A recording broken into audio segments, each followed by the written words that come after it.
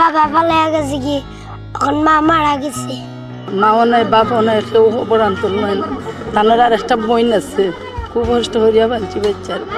ফাইজ আক্তার মাইশা। কার সাথে থাকো? আমার নানি নানা। আমি ভুল বেশি দরকার বেশি জিন্দা হয়ে যাবে। তোমার খুশি লাগে নি এত মানুষ যাইতেছে? আমার অনেক খুশি লাগে। তোমার কিছু দেননি তারা আইন যে?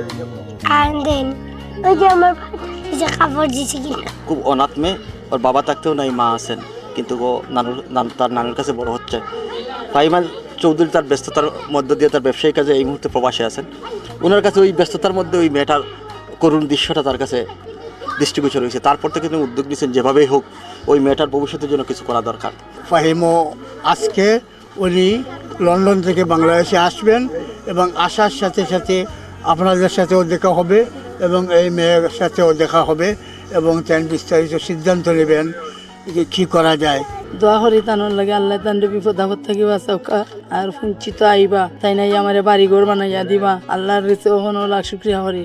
ঠান্ডা আল্লাহ সুস্থ রাখুক, সই সালামতে আল্লাহ বাংলাদেশ আনাক। টু চাইবাই আমার যে একটা অনুরোধ থাকবে ফাহিম আল চৌধুরীর মতো যারা সমাজপতি আছেন, ইভেন ওনার প্রতিও আমি পোস্ট করার পরে অনেকটাই দেখেছি মানুষ বলতেছেন যে ভাইরাল হওয়ার পরে সাপোর্ট।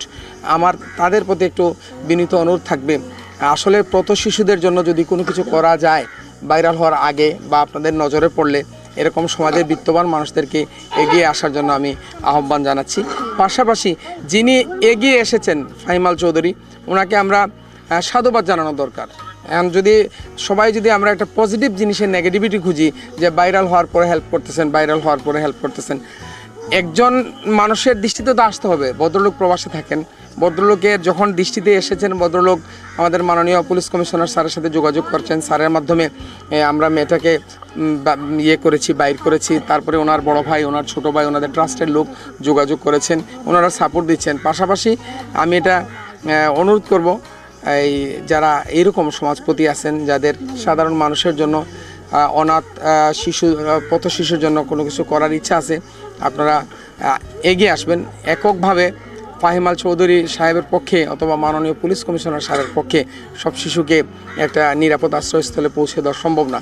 আমরা যদি প্রত্যেকে তার অবস্থান থেকে একটু একটু হেল্প করি, তাহলে আমরা একটা সুন্দর সমৃদ্ধশীল বাংলাদেশ দেখতে পারবো। এটা কি তার জন্য তোমার লাগে? চলকেট পাইছি, এবার কাপড় পাইছি, আমার নানির কাপড় শাড়ি পাইছি, বিস্কুট পাইছি। খেয়ে দিছেন জানো নি?